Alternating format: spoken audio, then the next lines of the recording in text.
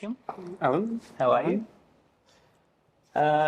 Look, I'm going to be honest, I'm a bit nervous today. Me too. Okay, that's good. Yeah, I don't know if it's because the last one we did of these was in October last year, so it's been 4 months, so maybe I'm feeling a bit rusty.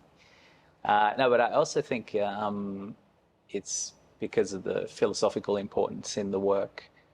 So we talked last weekend, and then I had a chance to read some of your written work. So your thesis, I browsed. I didn't, read it in detail, but that paper you sent me, which was published in 2019, I had a close look at. And there's some fascinating concepts in there that I'm hoping we can touch on today. So I'm nervous. So how are you? I'm getting better. I had a banana. Okay, all right. No, Blood sugar's up. It's all good. Yeah, okay, good. So the exhibition is titled Turn Towards the Firmament, which I understand is a nod to Francois Aragon's talk, which he gave at the Academy of Sciences and Fine Arts in Paris in 1839, where he mused. However, as soon as it being the photographic process, is turned towards the firmament, one discovers myriads of new worlds. By penetrating into the constitution of the 6 planets of the ancients, we find them similar to that of our Earth, with mountains whose heights can be measured, with atmospheres whose changes can be followed, with forming and melting polar ice caps, analogous to those of the terrestrial poles, with rotary movements similar to the ones here below that affect the intermittence of days and nights. I wanted to read that in full. Could you share with us how this statement from Aragon serves as inspiration for your exhibition? Yes. I probably have to start a little bit earlier what I'm doing. Very briefly, my whole idea at the moment in photography is combining different technologies and combining technologies which are super current, and you can't have any more current technology than a rover on another planet, and the very beginnings of photography. And the very beginnings of photography you can trace back to 1839. When 1839, 2 processes are presented to the world, which is Tolbert's paper process, the salt print, which is the technology I use here, and Daguerre's little images on metal plates. And Daguerre initially wins the race of popularity because you've got these super sexy, tiny images on metal plates, and they're sharp, and the world is completely mesmerized. And in the 7th of August, 1839, Francois Aragon, who was actually an astronomist, presented this new process to the world, and the French government gifted it to the world. So it's a ginormous public event, and Aragon is also known as a waffler. So he talks for, I think, 1.5 hours about this is the daguerreotype, goes intricately into all the technology. And then when everybody's really tired, he starts to waffle on about, what this can be used for in the future. And being an astronomist, he just says, oh, we can see new planets and what you just wrote out. And by then, everybody must have thought he completely lost it, And everybody just rolls their eyes. You can literally see it in the audience. And then, Aragon, he just goes on for way too long. But I was totally fascinated because, 250, 180 years later, that is exactly what's happening. We have got the rovers on Mars. We've got the rovers on another planet. And actually, the planets look like Earth. Mars looks like Earth.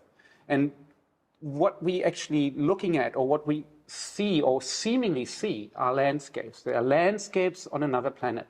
And when we see a landscape, the idea of a landscape is that we can place ourselves into. The only reason why Elon Musk gets enough idiots together to go up there is because they have seen the photographs. If we wouldn't have any photographs on Mars, nobody would want to go. But my question is it a landscape we're looking at? Because what we can see here as a landscape is something we cannot walk through. Our blood would boil within 2 seconds. If you don't have if you ever get there, if you don't have a ginormous spacesuit, you would just disappear. We see rocks, but we can never touch them. So what we're actually looking at is a mirage. We are bringing our haptic experiences from Earth to these images from another planet where they don't apply. So that was really the thing that fascinated me. And I have to say, I was looking at these rover images since, I think, 2004, when the first Sojourn was up there. And I always was fascinated that I actually look at another planet. But then I was, but what we see is a mirage, is a fleeting moment. So that is the whole reason why I deliberately designed these images to disappear. And we have to go, again, very quickly going into the technology of it. You see two different kinds of prints here. You see the ones framed, and they're both salt prints. And but if you fix them, they just like any other photographs work on paper. They are stable. You can actually put them in daylight. You can watch them. If you don't fix them, they stay sensitive to UV light. And the interesting thing about these old processes is that they're not light sensitive, they're UV sensitive. And that is something which, to my knowledge, nobody really has explored conceptually. And I can actually open them under dimmed light, and they're perfectly fine to look at. But if I take any of these prints out into the sunlight, they completely disappear. And I just probably have to know, and I'm not sure whether everybody knows, the whole design is that you can actually, I'm not going to open it in this light. There is a folder in here, but we can do it later on. You can open them in there, and then you can look at the real print. The real print is in here. This is just a digital copy of the real print. So when you say they completely disappear in the sunlight, they're not going to come back either, right? No, they're not going to come back. It's not like a gimmick where you come back into the dark and they come back. No. They're just going to be disappearing. So, and that's the whole idea. Yeah, that's fantastic. I just want to touch on something you said about landscapes. And here we have, photography. So photography for us, typically, we can think of it as a representation of something real. And it reminds me of, I think, when settlers came to Australia, and on the ships we had artists, didn't have photography at that point yet. And they would come and they would paint these landscapes, but it was almost in the capturing process, they couldn't quite paint it properly. So they would insert European plants in there and European scapes and take them back home.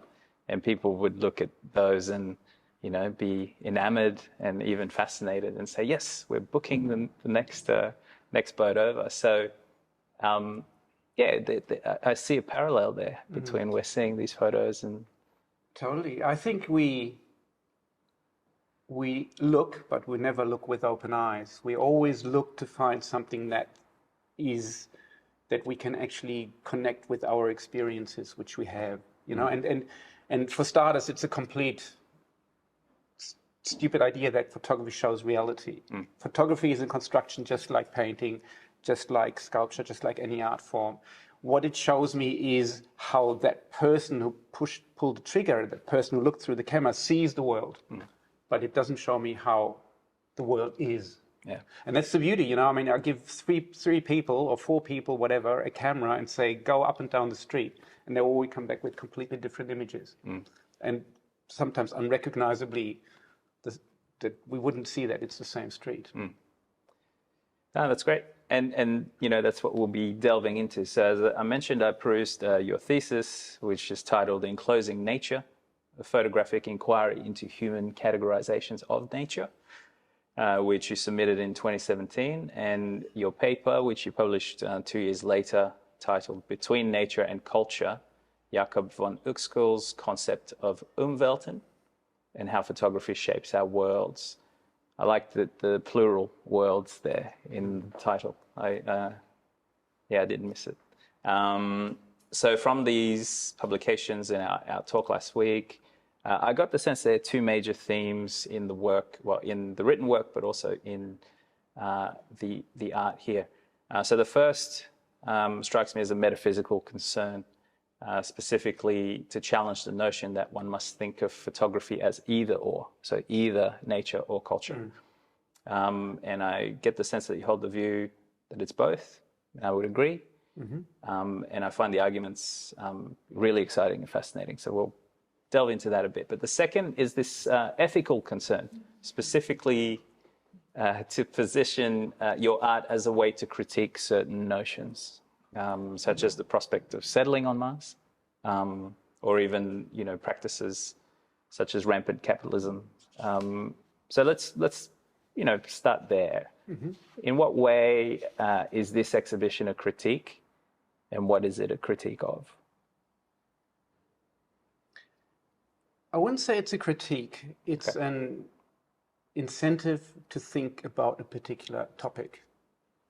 I think a lot of art, and especially we live in a time when everybody wants to tell us this is the way you have to look, and we become more and more polarized. But I think we're actually forgetting to ask the fundamental questions. And to me, the question is always more important than the answer. Mm-hmm. And I also, frankly, I'm actually bored with a kind of art that is, in my eyes, becoming a lot of attention, which says you have to think like this. You cannot think like that. That's mainstream, or you have to think like that. And there's way too many people telling me this is how you need to think. And I actually want to achieve, it's always been my goal with a viewer actually, that they actually walk out and start thinking about the problem. I'm not telling you never go to Mars, I'm not telling you there will never be colonies on Mars. I've got my strong opinion on it, and I think it's bullshit. But if you look at these photos and you just think about the ideas, think along the line, what is different on another planet? How does that deal? How are we dealing with our own environment on our own planet? Then I think I'm achieving something, because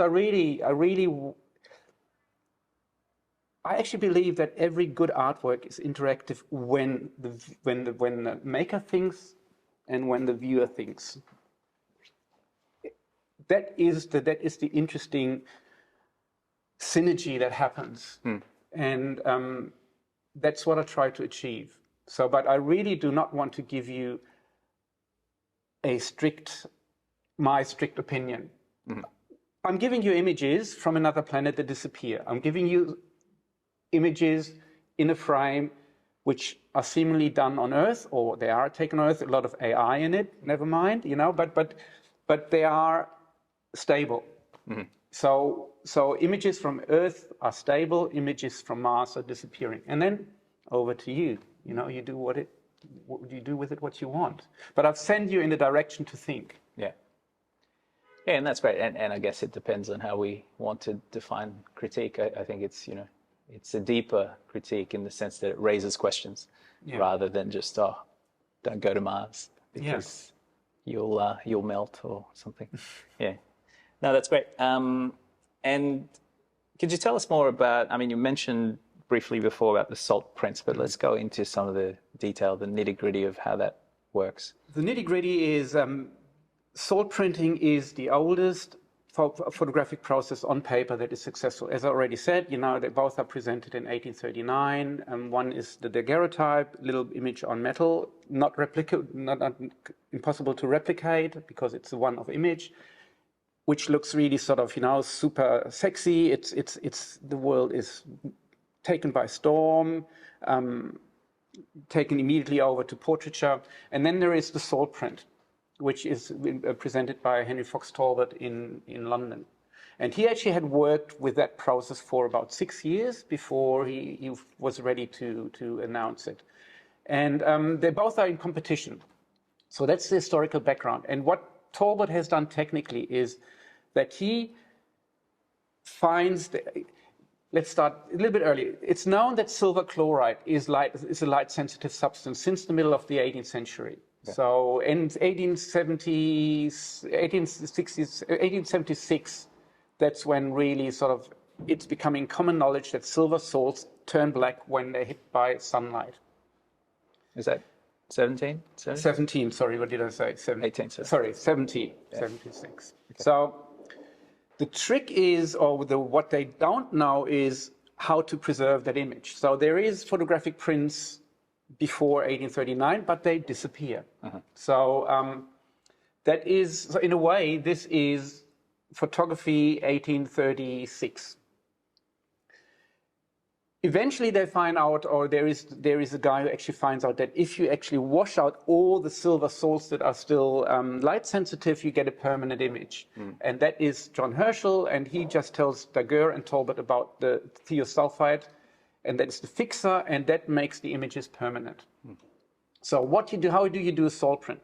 It's actually all handmade. So what you do is you take a piece of paper and you float it on a 3% salt solution.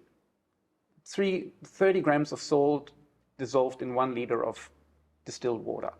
So you float it on the water, and for 2 minutes, you let it dry, so you end up with a piece of paper that's got a super fine, even layer of salt.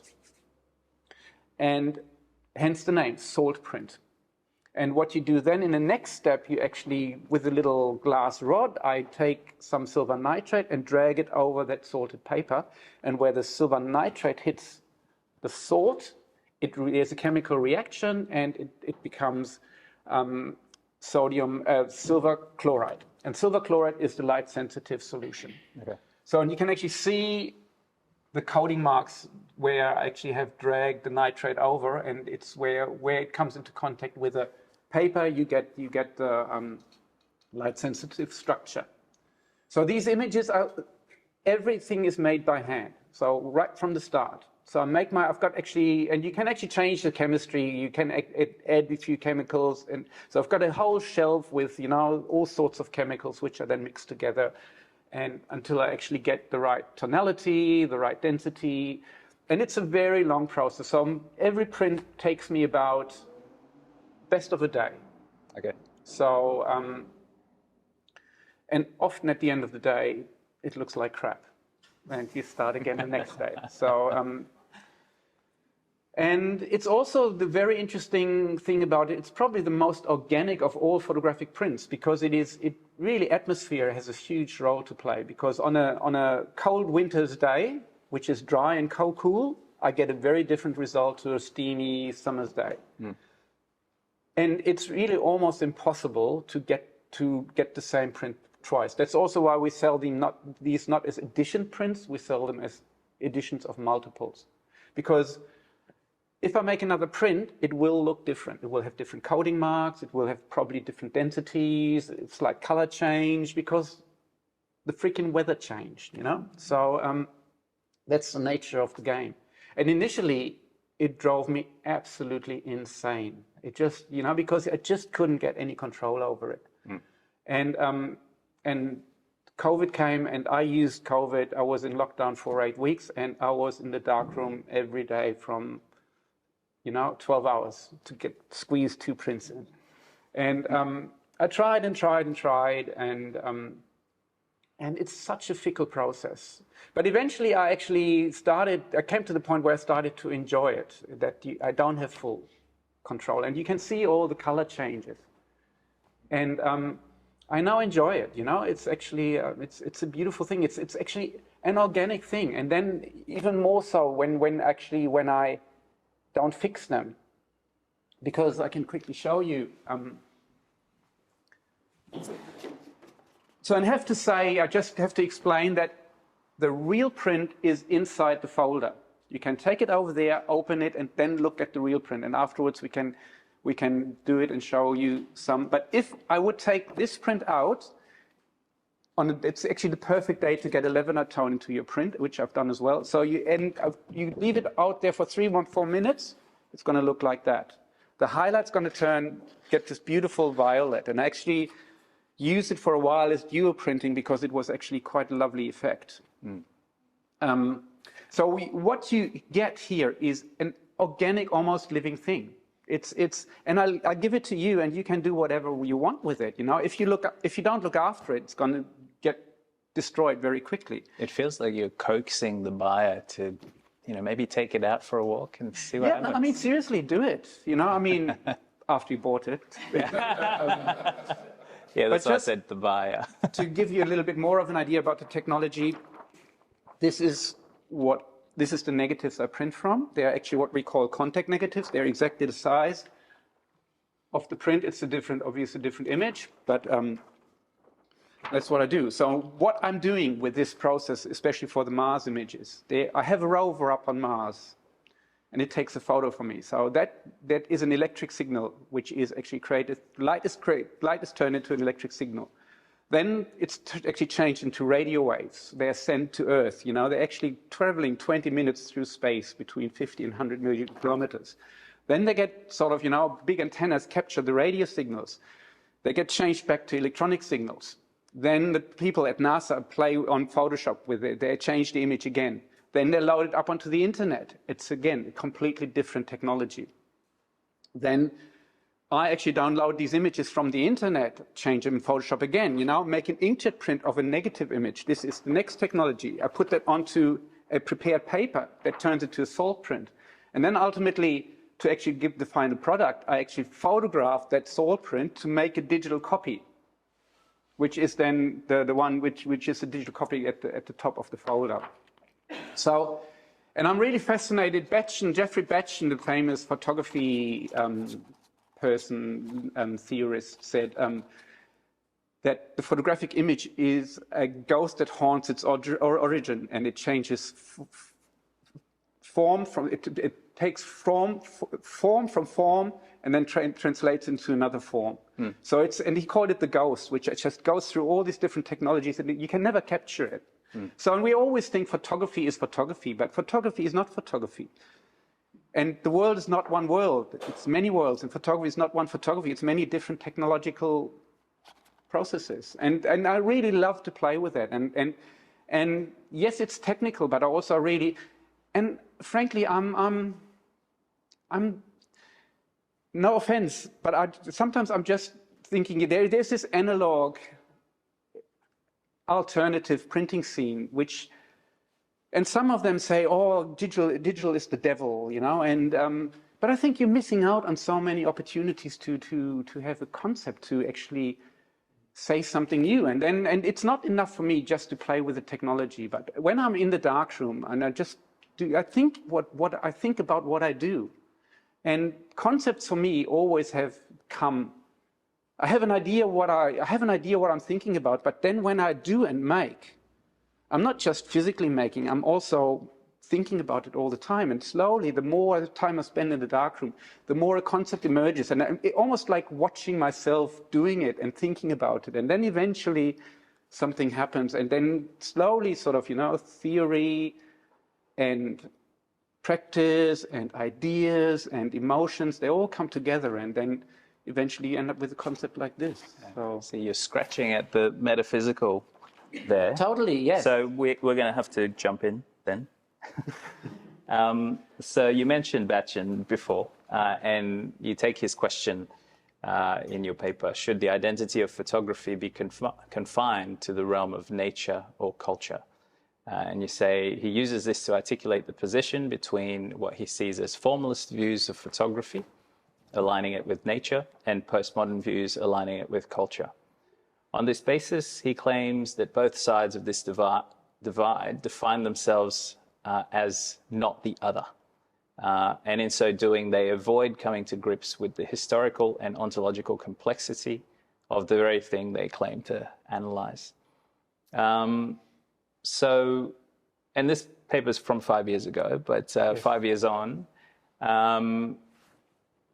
what would you say, should the identity of photography be confined to nature or culture, or both, and why? Well, in that paper, I argue that it is both, because there is this divide between, and Jeffrey Batchen talks about it in his book, Burning of Desire, that there's a post-structuralist, a post-modernist who always claim that photography actually doesn't say anything, it's the context in which you place it. Mm-hmm.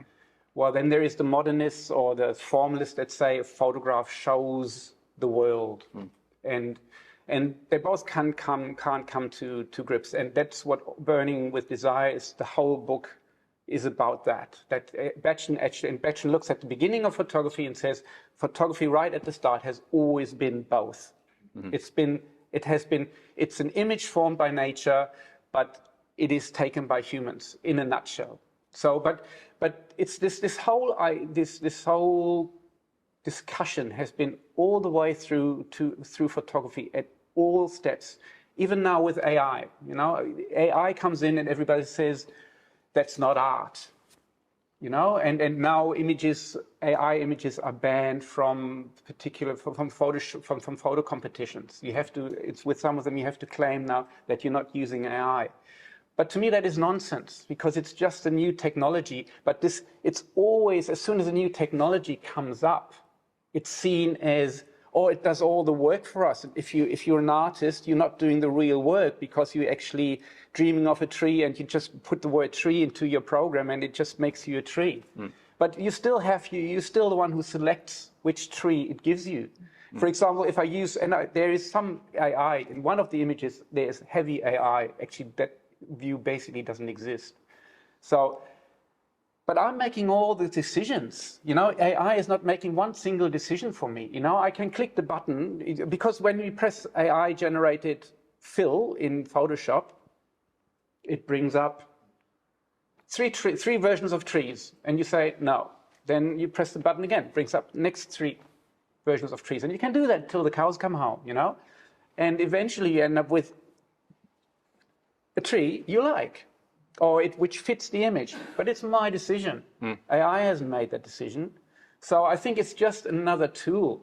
And it was the same thing when photography came on the market, because everybody said it cannot be art because it's a mechanical image. But then they said, oh, well, it's nature that imprints itself. And all these early names, Tolbert called these images sun drawings. And they come up with all these poetic names, but it's always that nature imprints itself. But then they quickly realize, no. They actually, we are steering this. And then there is this discussion, you know, how much is photography art? And it actually, you know, I mean, it basically postmodernism eventually resolved into, yeah, whatever, you know, sort of, we don't care. So then it became, you know, put into the canon of art. Okay. But I love that. I love everything that sits on the fence. I just love everything that sits between things. And again, you know, that's why the question is so important, you know. I don't care whether it is art or it is not art, whether it's photography or whether it's AI or whatever, but where the things overlap, that's where things are interesting. And that's where societies grow, where things overlap. If you know, and we actually living in times where we become more and more rigid. So even all these crossovers to me are so important. But I think even sort of in the art scene, I think we are actually losing those crossovers. So, or we take certain crossovers and say this is the norm now.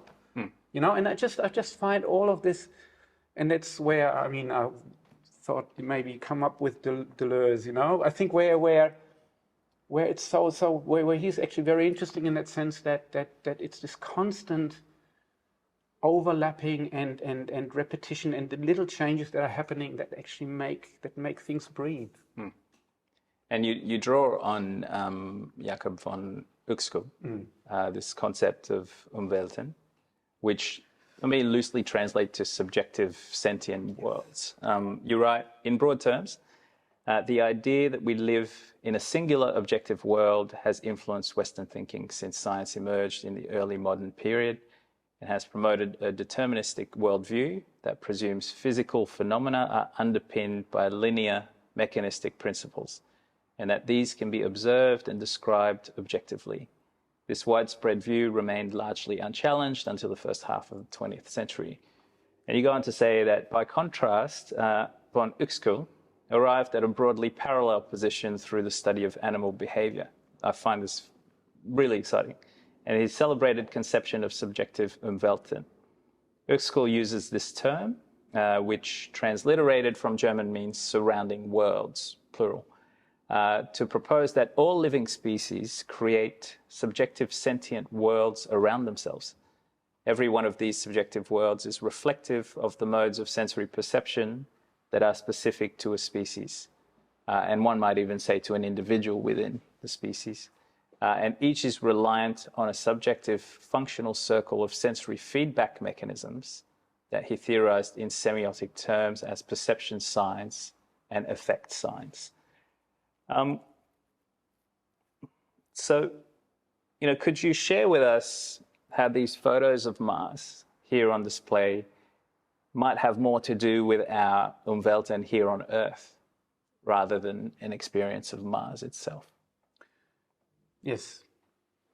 I mean, Uexküll, this biologist, is actually groundbreaking in that sense that he comes up with this idea that actually we do not live in one world. We share one planet, but how a world is something different than a planet. He says that we create the worlds around it. There's a whole lot of supporting science in cognitive sciences and philosophy. So in a nutshell, he says that our bodies react to the sensatory stimulus which is around us, and our bodies, because we have got different bodies, we perceive the place around us in a slightly different way, to the point that we actually live in a different world.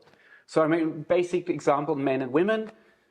Women menstruate, they've got a cycle, they have a very different experience with their bodies and the world, which men often don't understand, or the other way around, I mean, so straight away there is a fundamental physical difference between men and women, so we actually do live in different worlds. The worlds we create around us is a different one. And I mean, imagine you have an accident, you sit in the wheelchair tomorrow, your world will change. All of a sudden, the world is full of obstacles which it wasn't before. You physically are in a different world. So world is not the place, it doesn't equal the place we share. And Uexküll really takes that through biology and through watching nature and watching basically living beings they all react differently to stimuli. And his very, very famous example, or the one which is always, if you talk about Uexküll, is always the idea of a tick. A tick really has just only 3 triggers in the world. If it's on the ground, it needs to go up. And it will just find something to go up, usually grass or a little bush, etc., etc. Once it can't go any further up, or once it has got a height which it feels comfortable with, another trigger sets in. All of a sudden, that tick only thinks about warmth. If something warm comes along, it will let go. That's the only trigger it has, and 9 out of 10 times it lets go and falls on the ground. It's on the ground, trigger number 1 comes up, it falls back down. So, but if it actually falls on my arm, nice and warm, the next trigger is to bite.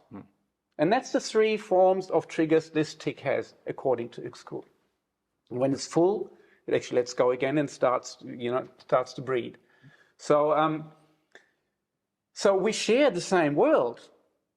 We actually, but for me, grass is something completely different to a tick. I mean, I stomp on it, and it's a completely different world the tick and I live in, even though we share an environment.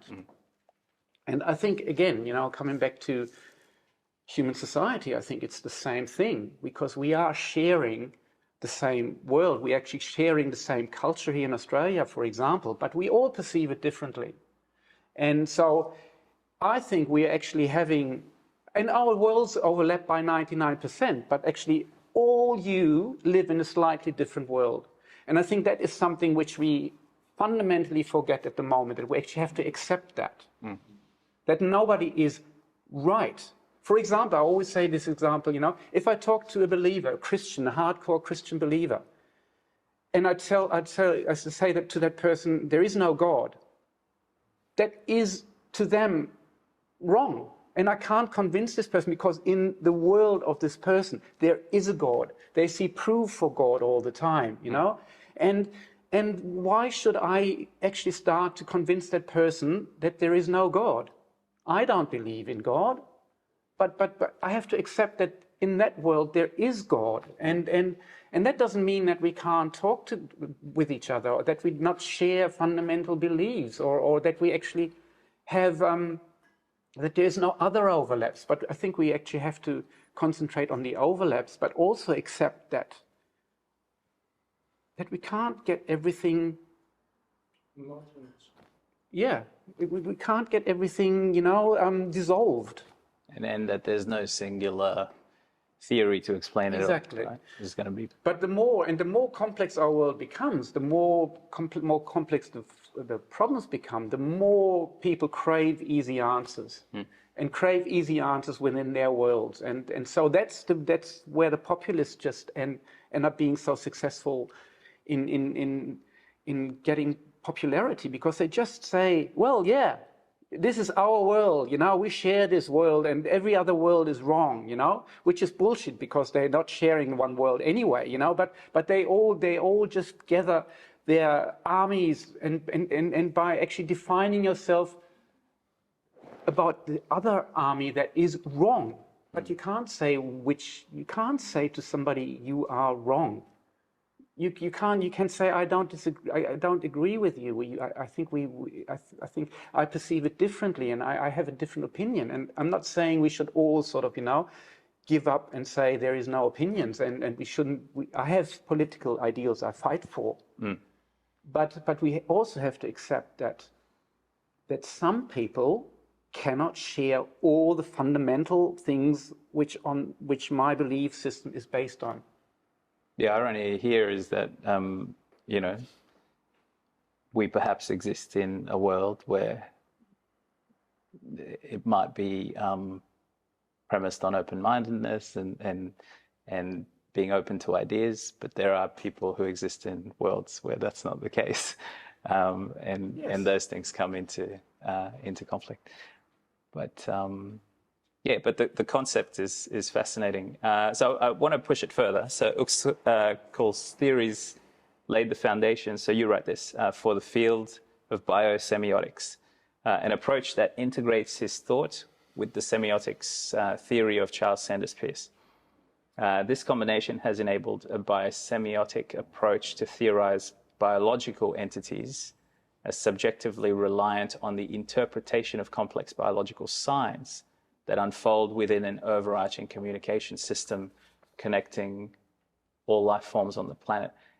This is super interesting, because if you think even about the process that you undertake with with creating the salt prints, the salt's reacting to something, the other chemicals are reacting, they're reacting to the atmosphere and so on and so forth. And I think to think about the way the world unfolds in terms of reactions and responses to things, and for Uexküll to kind of have that idea and lay that down, you can then start to see how it's really everywhere.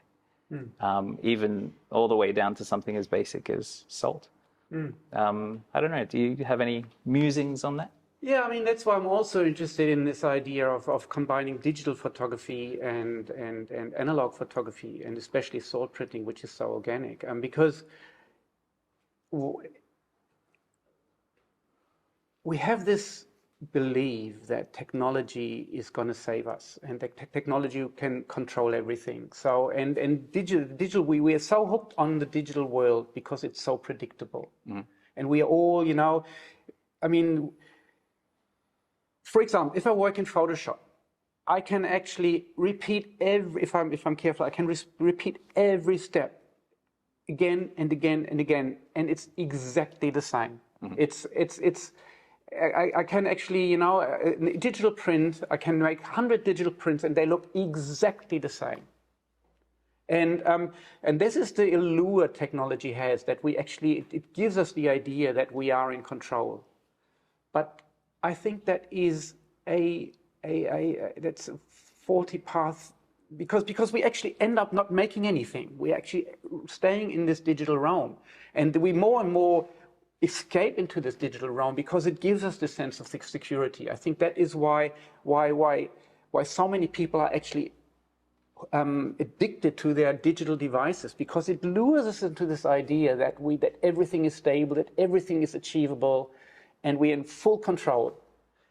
And it's really interesting, because when I have my digital cap and I work in Photoshop, I think like that. But then when I actually translate that digital image which I have created in Photoshop, I go into salt printing, and every parameter changes completely because I'm at the mercy of the weather.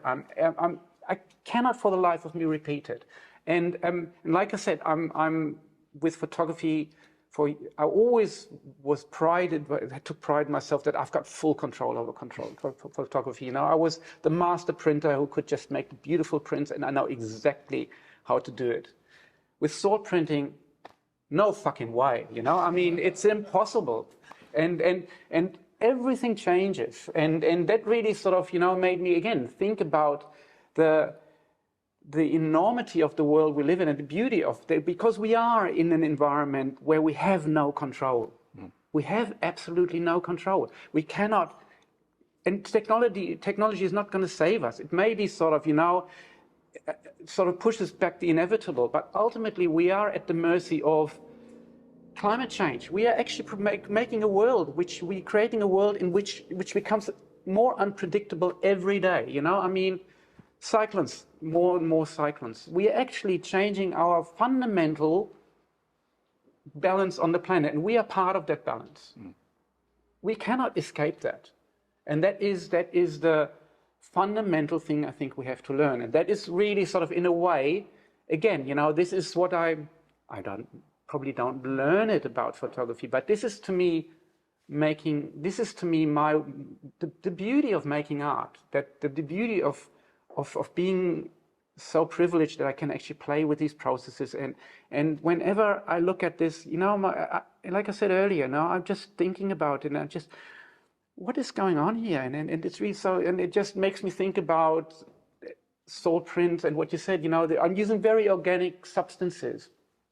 And it just teaches me so much about the bigger connections. So, but I really, that's why I'm so fascinated about photography, that you actually have these very, very different realms of working, thinking, and making, and they're all, and you can combine them, you know, and you can try to find new concepts, ideas, and all of that. That's why I'm never bored with photography, and I'm really sort of, I am a bit of a theorist on occasions, you know. I'm a historian, you know, and I mean, the reason why I started working with this process because I started to read up on the history of photography, and then at some stage I thought, well, I'm reading all this stupid thing on salt print, let's try and make one. And then all of a sudden I just got a completely different idea how it was for those people to start with photography when there was no clear chemicals.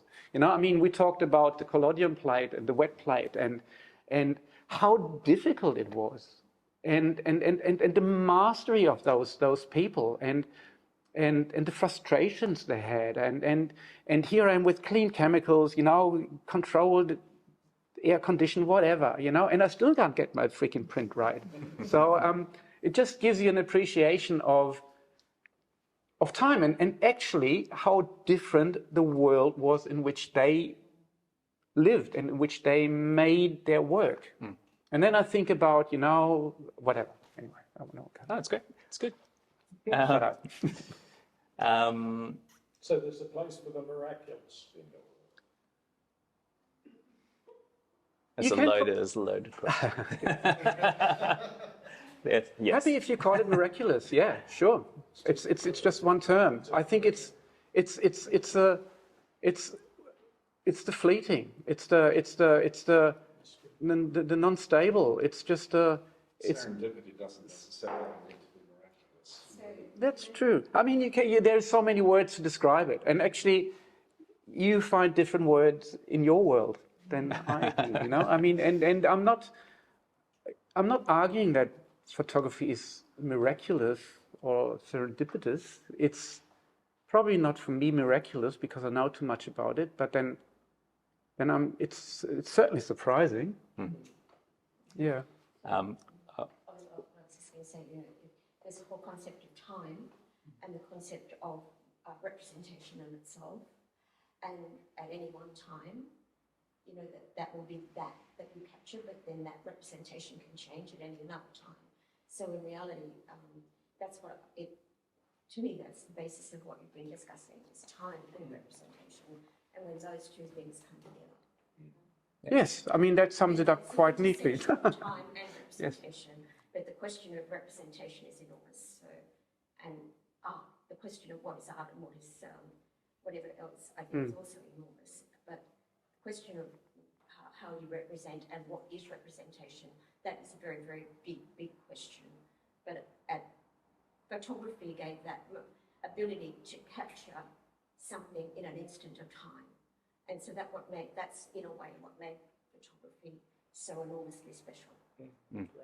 It's like you were reading my mind, Christine.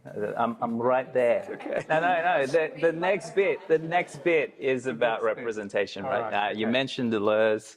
Deleuze draws on Spinoza, who argued that everything is encapsulated in a single realm, which we can call nature. So in that sense, even culture is nature. Through that lens, this divide between nature and culture becomes rather meaningless. That said, many theorists arguing for culture against nature don't actually, like if I look closely, don't actually appear to be arguing against nature at all. They seem to be arguing against representations or objectifications of nature. So I might, reframe the debate as representations of nature versus culture. But then I have to take in the other side, so the formalists who don't appear to be arguing against culture per se, but against this lack of representation of culture. So again, I might reframe the debate, just making it longer. Representations of nature versus the unrepresented realm of culture. What do you think about this tension between representation and the unrepresentable? Or do you think that everything is representable and perhaps at moments in time?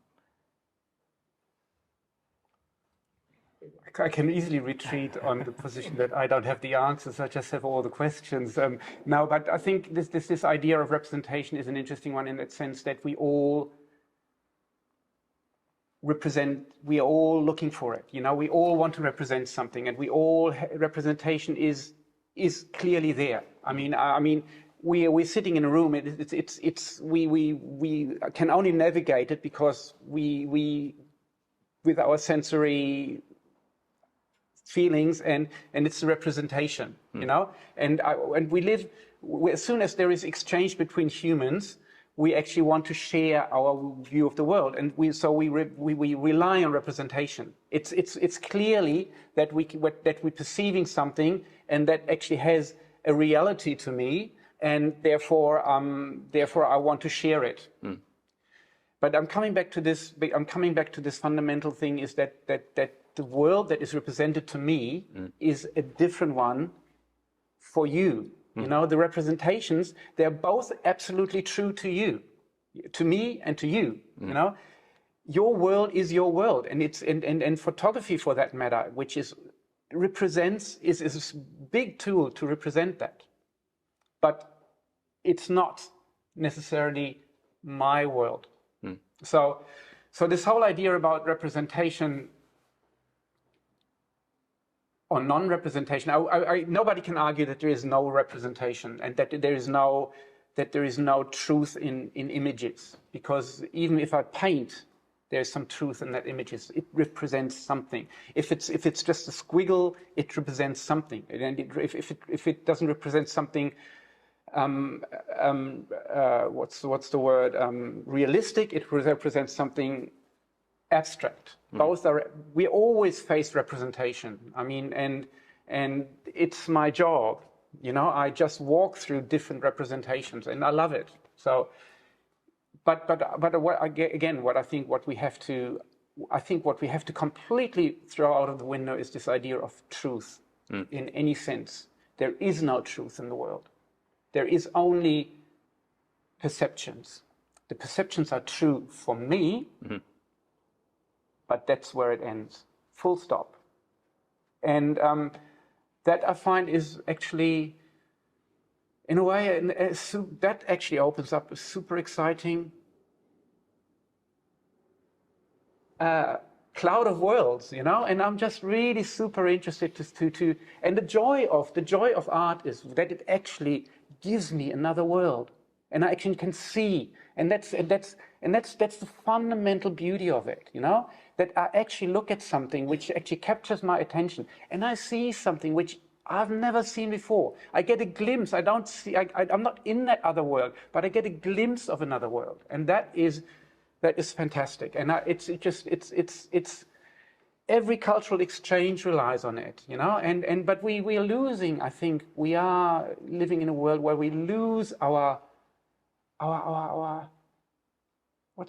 fascination, our childish Wonder and amazement about another world. And that's actually when you think about how children grow up, you know, they discover their world, they build their world, and that's such an exciting part. And if you can keep that and turn it into art, I think you are just goldmine, you know, you're just on a gold mine. So, but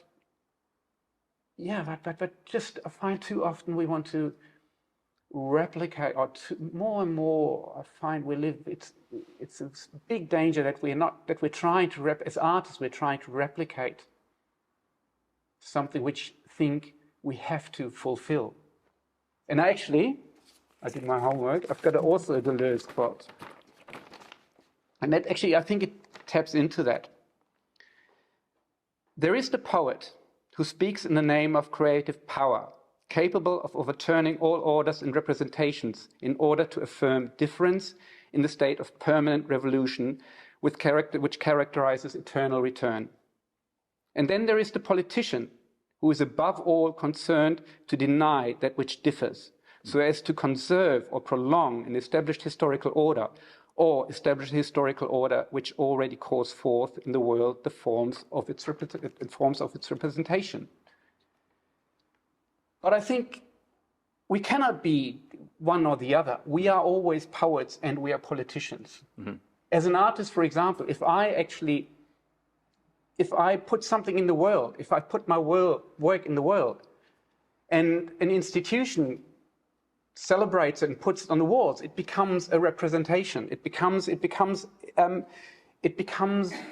part of the established canon, you know. It becomes political. And as soon as it becomes political, it lost its poetry. So in a sense, the most radical of all art is the art that is never published. The radical thing is to dream. The radical thing is to dream and never put anything on paper. And if you put it onto paper, immediately burn it. That is the only way how you can be poetic. And in a way, my Mars images try to sort of, you know, keep their poetics by actually disappearing. Yeah. And that is really sort of something which is, I found actually really sort of really interesting. But also then again, you can actually take it one step further, because we think it's creative to think of settlements on Mars, but it's actually very repressive, because what we do is we take our idea of living in a hut onto Mars, which is really sort of, and we cannot be just pure poets, because we have the representation keeps us bound, and we are bound by our terrestrial, by our earthy experiences, our haptic experiences, and we can't just put them on Mars. That's actually bullshit. So I think there is so many levels about the poet and the politician, which Deleuze touches on, which is really, really interesting. But the idea that all we artists are, you know, everybody wants to be the sexy poet, you know, of course, but we can't be just poets, we're always politicians as well. It's a good place to pause and throw it to the audience. Questions, comments? Perhaps you could talk about the other images. The stable ones, yeah. Well, the other images of this sort of bucolic romantic vision. No, I don't know whether they're that romantic if you look at that one.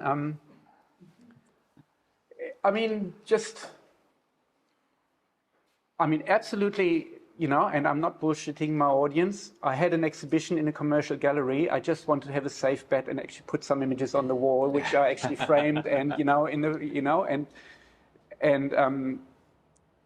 I wanted to have something which is slightly safer to sell. That was the first thought. But then I actually also thought, you know, I have a concept and I just didn't want to put something unrelevant to it. So, and then I really sort of thought, this whole idea of settlements on Mars is really stuck in my mind because I'm so, and for myself, you know, I'm so fascinated by these images, but at the same time, not in the world would you get me up there. I don't want to walk there, you know, because I know I'd go crazy. So what is this idea of settlement? And it actually is, and it's called dwelling. And Heidegger has got this concept of dwelling, where he says where we live, we don't just live without responsibility for the world we live in. So he calls dwelling living in a place, making yourself home on the planet and taking care of the planet. That's very briefly in a nutshell Heidegger's idea of dwelling. And and I actually talk a little bit about it in my PhD, and that always stuck. So I called this series dwelling. But then I also thought, well, what's the difference between these images and the Mars images? They are stable. So because actually what we look at, there is a hut and I can touch it. There is grass and I can feel it because and it's actually not a mirage. It's actually, with these ones, I'm in a way standing on solid ground. That ground is not torn under my feet. So could you explain, are they images where you were actually in a field taking a photo, or are they found images? I was standing, they all have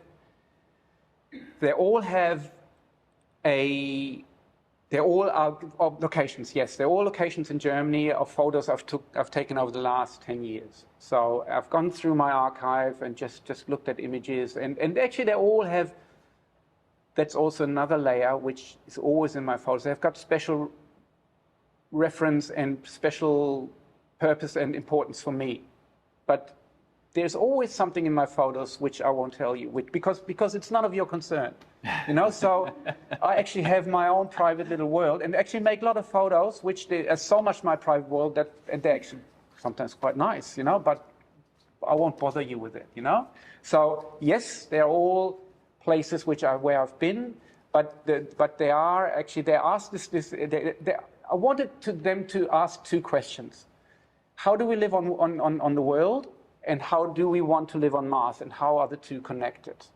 So that is, in a nutshell, where I wanted to leave the viewer. One has got some more permanence, and they are staying. They are made permanent. And then there's these other ones which are fleeting. And then over to you, Michelle. You can think whatever you want, you know. I mean, but hopefully you started a thinking process that might actually, and you go home and think, all right, never thought about it that way. Or maybe, you know, or if I'm lucky. I'm also interested in the sort of commercial aspect of things, in that to ensure the longevity, you actually almost can't look at. Well, that was the next thing. This was a commercial show, you know, and I had to come up with something people are enticed to sell, you know. And for a long time, I was just thinking, you know, what the fuck am I going to do with disappearing salt prints? They are red, wonderful, that fits Mars, great, you know. And I actually had a show in Rockhampton where I put them on the gallery wall, and the idea was that I wanted them to, could see the changes, but the problem was that they were changing too slowly. So nobody got it. And people even they didn't change enough under gallery light that people even unless they really know about salt prints, that they actually saw that there was a change. So it wasn't really all that successful. I'm really to the day super grateful to Jonathan and Rockhampton Museum that they actually said, oh yeah, we'll put that on the wall, you know. And I said to them, this is an experiment. I've got no idea how it's going to go, you know, because I didn't know enough. And they said, yeah, we'll make you a special room with dim light. Yeah, I'll do it. So, and I learned a lot, and that concept actually failed. You know, it didn't work the way I wanted it to work. So then the next thing, but then I actually thought it's actually an interesting thing to actually hand it over to the person you had to find a way to put it on the wall that they actually were, that there was an option for them to last. And that's when I made my first prototype of a folder, and actually started to open them under controlled light. And I walked around with the print for 2 years, and they carefully, and actually became bolder and bolder, and they're quite stable, you know. So, but again, you know, if I've done the test with print, you know, you walk out there and it just literally can watch it go. In sunlight, you can watch it go completely go in 2 minutes.